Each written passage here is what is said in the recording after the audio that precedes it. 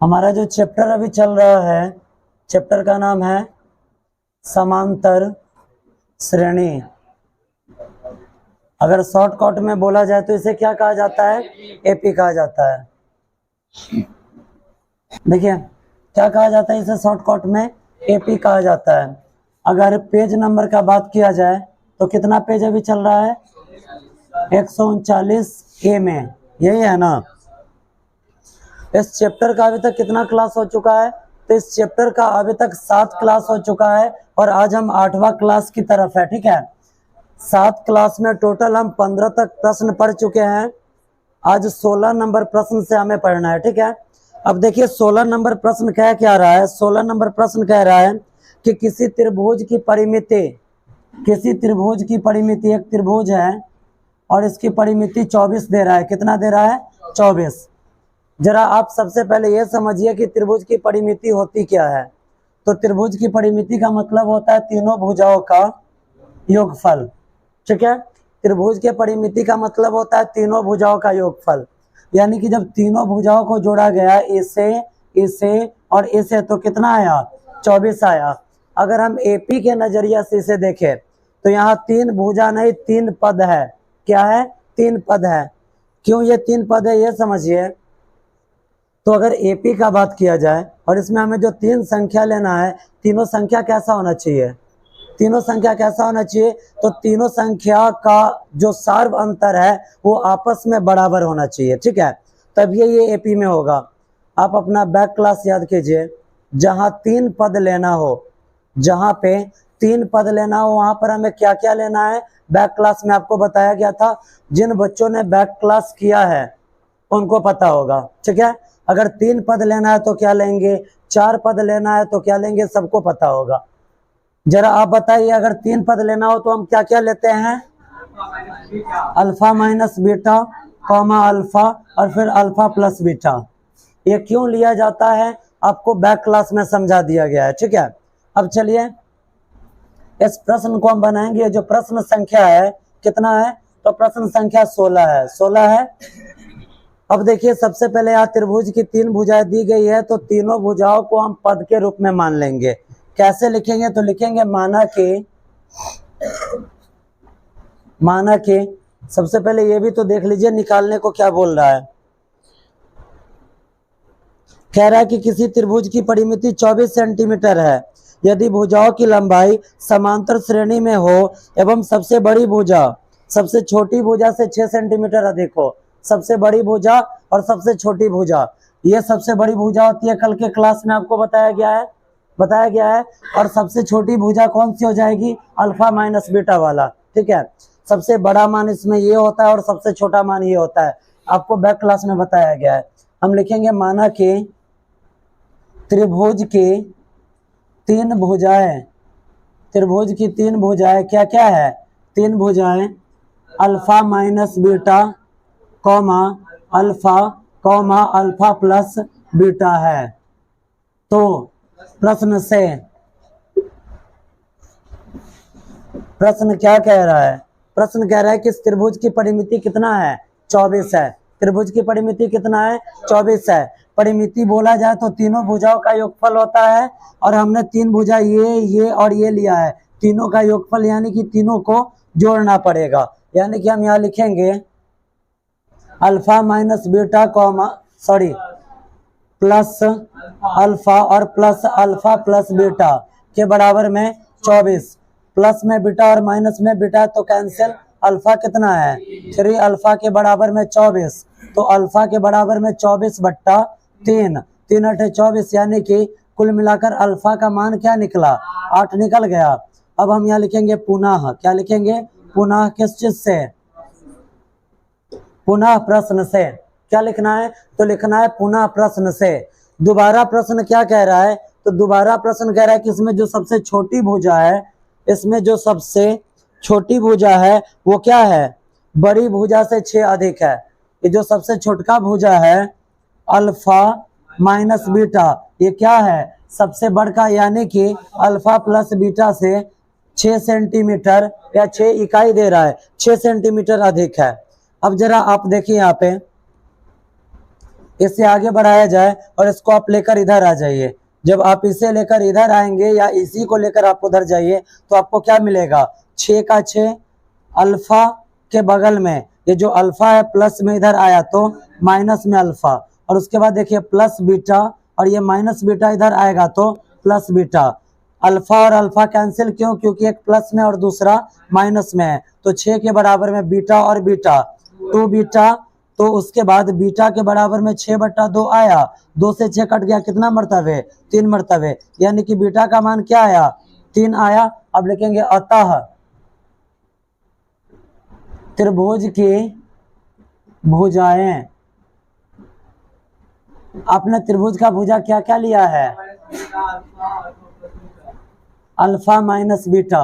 आगे बढ़ाइए, अल्फा का वैल्यू 8 और माइनस बीटा का वैल्यू 3, तो 8 में से 3 गया तो 5। आगे बढ़ाएंगे दूसरा अल्फा, अल्फा का वैल्यू 8 और आगे बढ़ाएंगे तो अल्फा प्लस बीटा, यानी कि 8 + 3 यानी कि 11। देखिए आपके पास भुजा क्या क्या आया, 5, 8 और 11। प्रश्न है सेंटीमीटर में, इसलिए बगल में क्या लिख देंगे, सेंटीमीटर। और जरा आप इसे मिलाइए, ये एपी में है या नहीं है, ये तीनों मान एपी में है या नहीं है ना। 5, 3, 8 और 3, 11 बनेगा। चलिए अगला प्रश्न, जिन बच्चों ने कल का क्लास यानी कि बैक क्लास किया है उनसे अगला प्रश्न 100% बनेगा। ठीक है, क्यों बोला जा रहा है कि 100% बनेगा वो समझिए। कह रहा है कि किसी चतुर्भुज के कौन समांतर है। जब ये चतुर्भुज बोल रहा है तो चतुर्भुज में कितने भुजा और कोण क्या गो, 4 गो कोण भी होता है। चतुर्भुज में 4 भुजा और 4 कोण होता है। कह रहा है कि किसी चतुर्भुज के कोण समांतर श्रेणी में है, यदि इसका सबसे छोटा कोण 60 डिग्री का है तो चतुर्भुज के सबसे बड़े कोण का मान ज्ञात कीजिए। अब ये बताइए, चतुर्भुज में 4 कोण यानी कि एपी में तो 4 पद हो गया। जब एपी में हमें 4 पद मानना होता है तो हम क्या क्या लेते हैं, alpha minus 3 beta, comma alpha minus beta, comma alpha plus beta और कॉमा अल्फा प्लस 3 बीटा। अब यहाँ देखिए, आपको पता है कि चतुर्भुज के चारों कोणों का योगफल कितना होता है, तो 360 डिग्री। त्रिभुज के तीनों कोण का योगफल 180 डिग्री और चतुर्भुज के चारों कोणों का योगफल 360 डिग्री। आपको लिखना क्या है, आपको लिखना है कि माना कि चतुर्भुज के 4 कोण alpha minus 3 beta, comma alpha minus beta, comma alpha plus beta और कॉमा अल्फा प्लस 3 बीटा है। ठीक है, तो आगे लिखेंगे प्रश्न से। अब हमें पता है, प्रश्न से नहीं लिखेंगे, लिखेंगे हम जानते हैं। हम जानते क्या है, तो किसी भी चतुर्भुज के चारों कोणों का योगफल कितना होता है, 360 डिग्री होता है ना। तो हम क्या लिखेंगे, लिखेंगे alpha plus 3 beta plus alpha plus beta plus alpha plus beta और प्लस अल्फा प्लस 3 बीटा के बराबर में 360 डिग्री।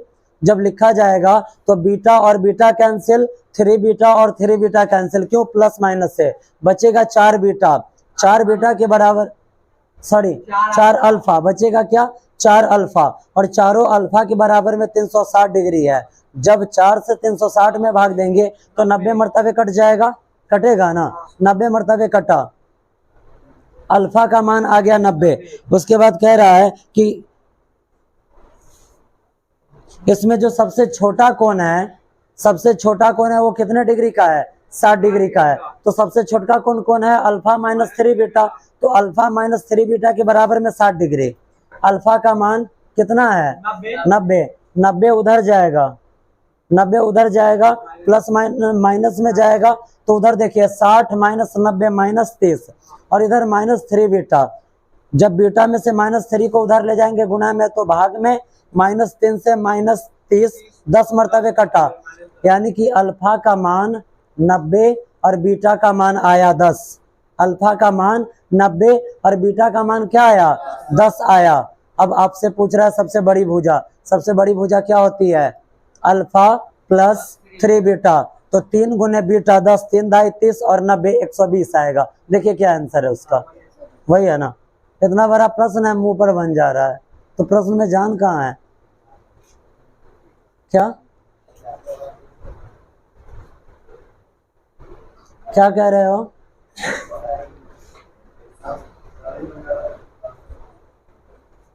इस दुनिया में सर जी कौन है? इस दुनिया में सर जी कौन है? आदमी कहता है सर जी, मास्टर। मास्टर किसे कहा जाता है? जिसे हर एक चीज का ज्ञान हो। किसी भी चीज में अगर एक बात जान जाओ, इस दुनिया में जो भी व्यक्ति जन्म लिया है, परिपूर्ण कोई नहीं है। कोई भी कहेगा कि हम फलाने चीज के मास्टर है, नहीं, कहीं ना कहीं खामियां जरूर है। क्योंकि अगर आदमी पूरा अपने जीवन क्रम में सीखता रहे फिर भी सीखने की प्रक्रिया पूरी नहीं होती है, तो फिर कैसे किसी को मास्टर बोल सकते हो?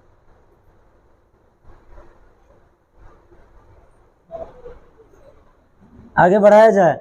अच्छा ये बताइए, ये जो अभी थोड़ा लंबा चौड़ा सत्यनारायण भगवान का कथा हुआ है, 17 नंबर प्रश्न के लिए वाकई में बन जाएगा या बनाया जाए? बनेगा। 4 पद मानने वाला पॉइंट लेना है और चारों के योगफल में 360 लेना है, और नीचे जो सबसे छोटा भुजा है यानी कि अल्फा माइनस 3 बीटा के बराबर में 60 लेना है, अल्फा के जगह पर 90 डालना है और प्रश्न बना लेना है। बन जाएगा। चलिए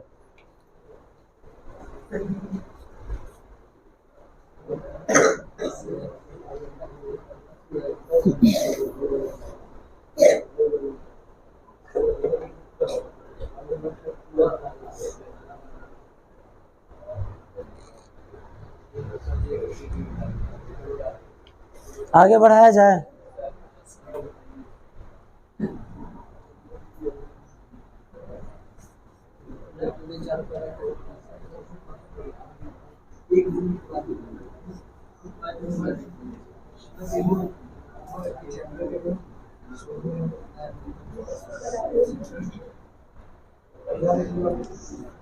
बुआ, लक्ष्य पता है ना? क्या है?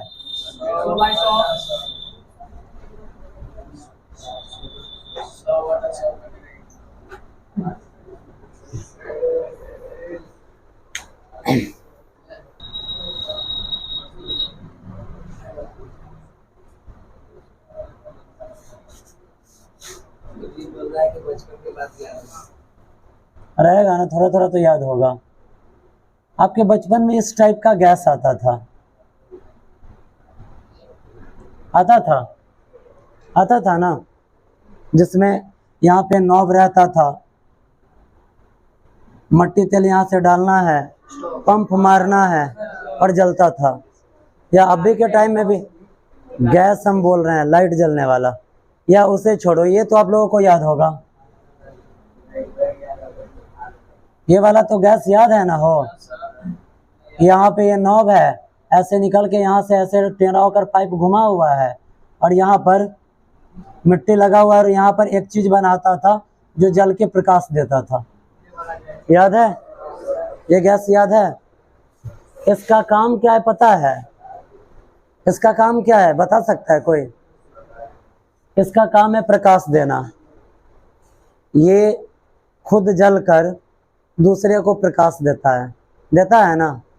ये खुद जलकर, देखो कितना बड़ा इसमें सच्चाई है, ये खुद जलकर दूसरे को प्रकाश देता है, अपने जलकर दूसरे के जिंदगी को रोशनी किया।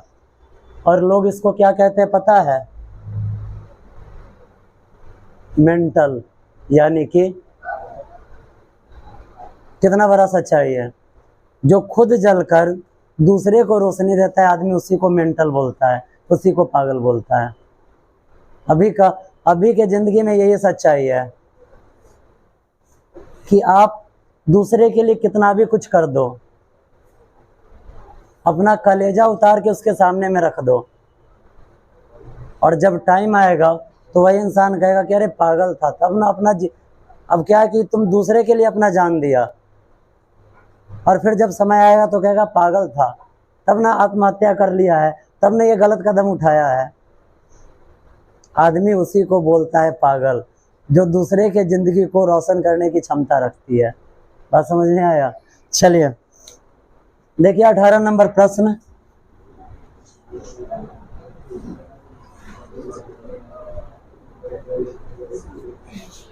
देखिए कह रहा है कि एक बच्चा है, ठीक है, एक बच्चा है जो प्रथम सप्ताह में, फर्स्ट वीक में,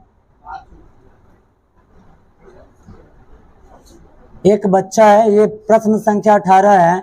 एक बच्चा है जो पहला सप्ताह में 5 रुपया बचाता है। कितना बचाता है? अब ये क्या करता है, दूसरे सप्ताह से पैसा में 1.75 रुपया ऐड करते जाता है, यानी कि अपने बचत को बढ़ाते जाता है। ठीक है, पहला सप्ताह में कितना पैसा बचाया? 5 रुपया। सेकेंड वीक में कितना बढ़ाएगा? तो 5 रुपया तो बचाया ही था पहला वीक में, और इस वीक में वो 1 रुपया 75 पैसा बचा लिया, तो दूसरे वीक में इसके पास पैसा कितना हो गया? 6 रुपया 75 पैसा। ठीक है, उसके बाद तीसरा वीक में ये 1 रुपया 75 पैसा और बचाया, तब इसके पास कितना रुपया हो जाएगा?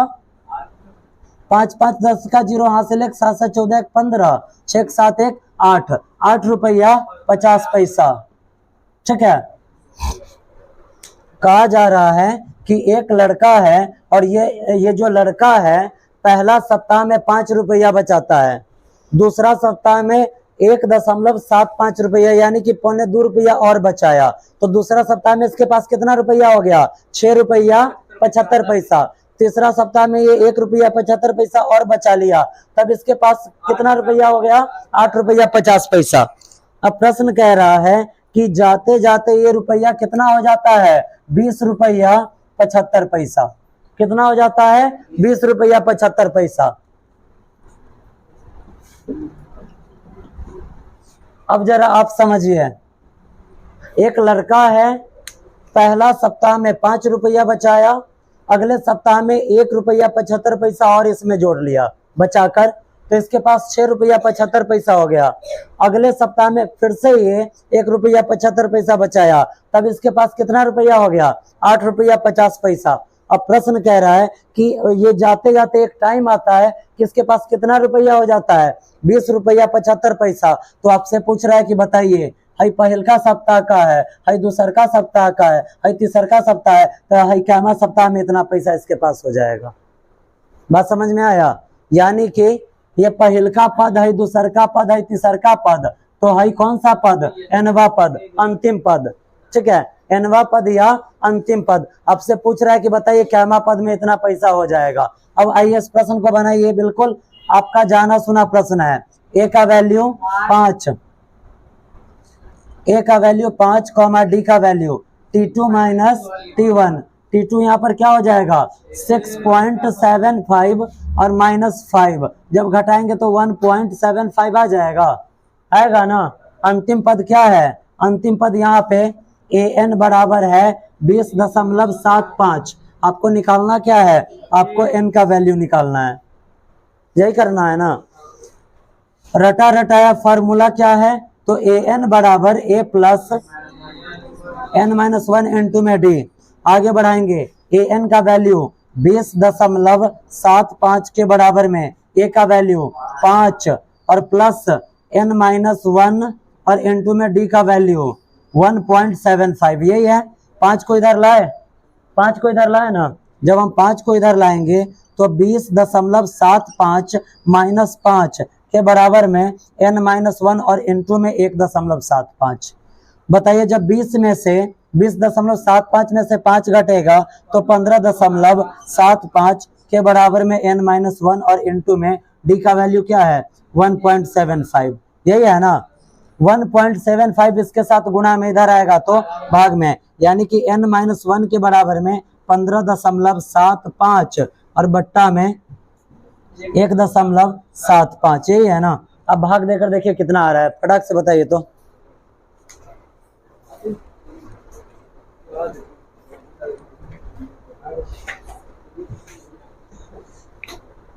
कितना मर्तबे कटेगा?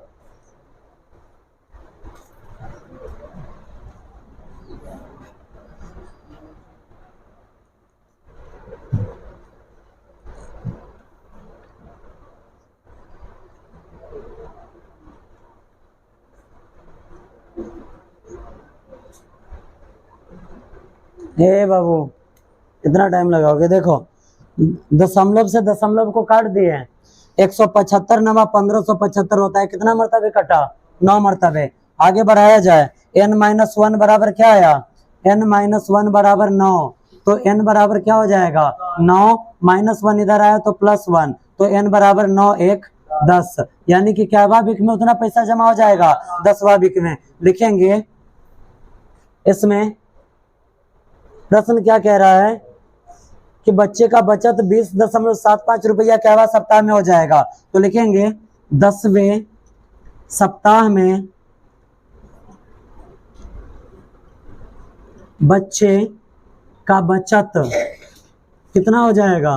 बच्चे का बचत 20 रुपया 75 पैसा हो जाएगा। समझने में कुछ परेशानी नहीं ना? बन जाएगा? बनेगा क्या? ये तो बन ही गया है। अगला प्रश्न देखिए,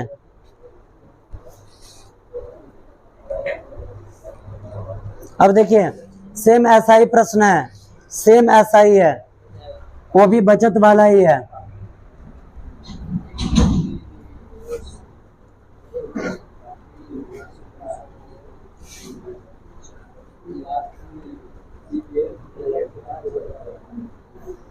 इधर देखो बाबू,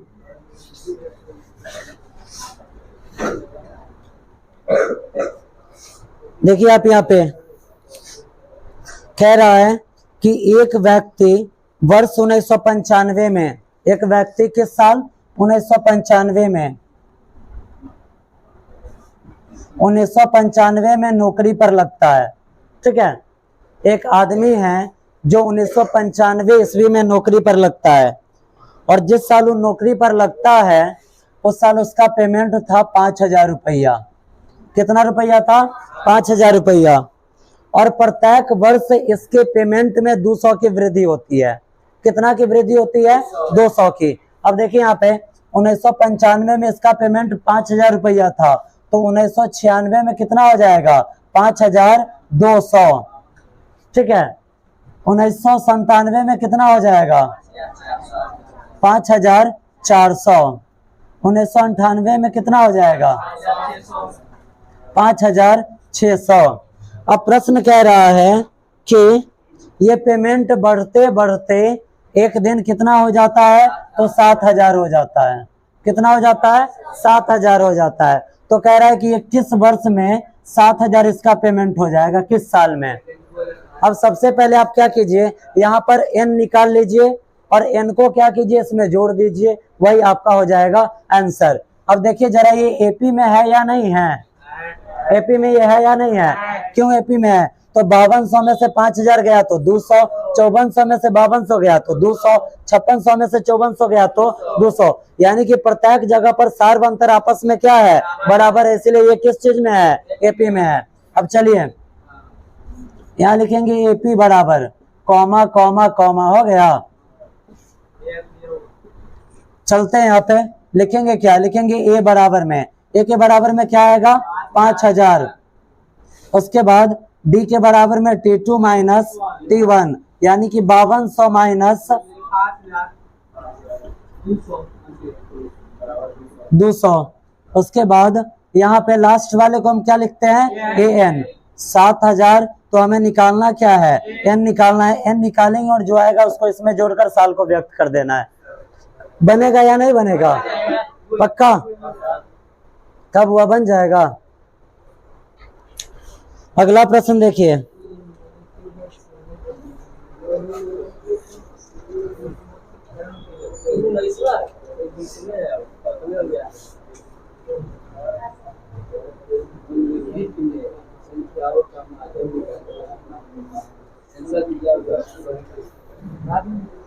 आ जाइए।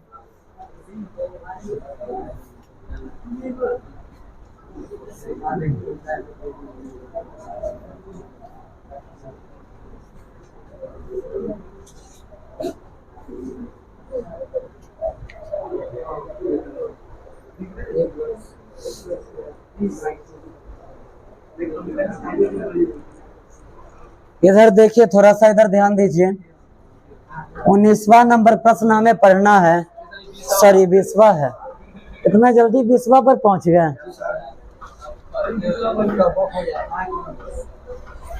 जरा इधर देखिए,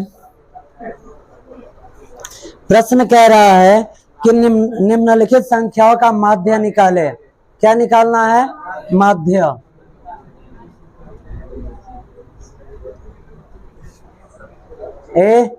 बाबू क्या निकालना है? माध्य निकालना है। थोड़ा सा इसको मॉडिफाई करते हैं, ठीक है, थोड़ा सा मॉडिफाई क्या करते हैं, इसको हटाते हैं। अब जरा इसे पढ़िए, क्या लिखा गया है। मध्य का मतलब क्या होता है? बीच। क्या होता है? बीच वाला होता है ना, यानी कि मध्य का भी मतलब होता है बीच वाला ही। अगर मान लीजिए कहीं लिखा हुआ है 2 और 4, तो इसका मध्य यानी कि मध्य वाला क्या होगा? क्या होगा? 3 होगा, इसका मध्य वाला हो जाएगा 3। इस 3 को हम कैसे निकाल सकते हो, जरा देखिए। जब दो संख्याओं का माध्य निकालना हो तो दो संख्याओं का माध्य, यहाँ पर 2 और 4 का माध्य 3 आता। इसे हम कैसे निकाल सकते हैं? तो दोनों को जोड़कर, और डिजिट क्या को है? 2 को। जरा आप आगे बढ़िए, तो 4 2 6 बट्टा में 2, 2 से 6 कितना मर्तबे? 3 मर्तबे। आया या नहीं आया? इससे पता क्या चला कि जो भी दो मान देगा, दोनों को ऐड करके 2 से भाग दे देंगे, हमारा आंसर आ जाएगा। अब सीधे कैसे लिखेंगे? सीधे नहीं लिखना है, इसमें पहिलका को मान लेना है ए और दूसरका को मान लेना है बी। आप चलिए कहाँ, थोड़ा सा आपको सैर करवाते हैं रियल नंबर का। वहां पे आपको प्रश्न दिया जाता था कि मतलब दो संख्या दिया जाता था और कहा जाता था कि इसके बीच का परमेय संख्या बताइए। आप पहिलका संख्या को ए और दूसरका संख्या को क्या मानते थे? बी। और उसके बाद जब दोनों के बीच का परमेय संख्या निकालना होता था तो आप कौन सा फॉर्मूला अप्लाई करते थे? ए प्लस बी बट्टा में 2। यही काम यहाँ पर भी कर देना है, ठीक है। अब देखिए यहाँ पे इसका पहला प्रश्न है 7,19, इसका माध्य निकालना है। क्या निकालना है? माध्य निकालना है, ठीक है। हम यहां लिखेंगे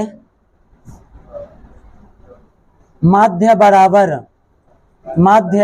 बराबर, ठीक है, ए प्लस बी बट्टा में 2, जहां ए बराबर पहिलका संख्या होता है, कॉमा बी बराबर दूसर का 19 है। समझने में कोई दिक्कत नहीं ना? सेम ऐसे ही लिखना है। आगे बढ़ाएंगे तो आगे बढ़ाएंगे, माध्य को ए से दिखाया जाता है।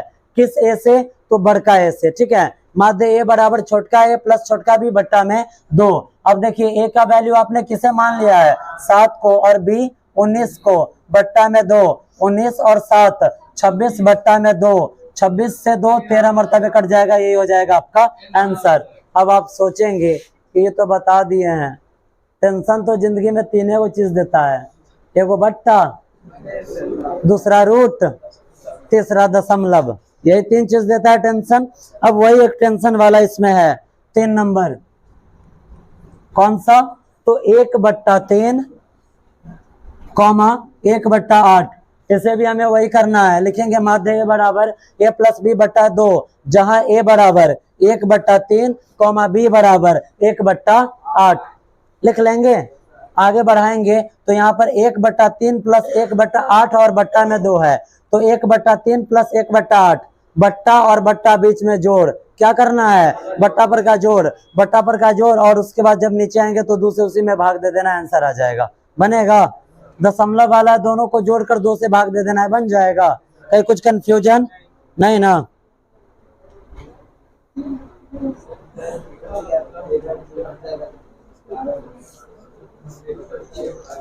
बस इसमें प्रश्न कितना था? 20 था। और इस, अरे कोई तो इसमें बोले हुआ था हमको कि 25 गो प्रश्न है। 20 ही है, हम सोच रहे थे कि अभी 5 गो और पढ़ाना है।